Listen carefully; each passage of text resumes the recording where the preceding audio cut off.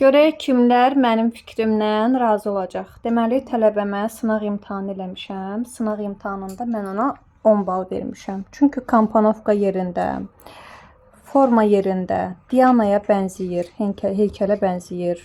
Bütün hər bir detallar yerində olduğuna görə sınaq imtahanında 10 bal vermişəm. Mənim fikrimlə kimlər razıdırsa, zəhmət olmasa yorumlarda yazın. İmtahan müddəti bu heykəldə neçə saatdır Banu? 3 saat 24 dəqiqə.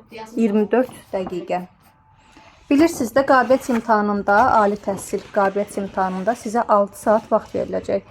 Dianada 3 saat 44 dəqiqə, hə? Yekunlaşdırmısan. Avqustda bəs?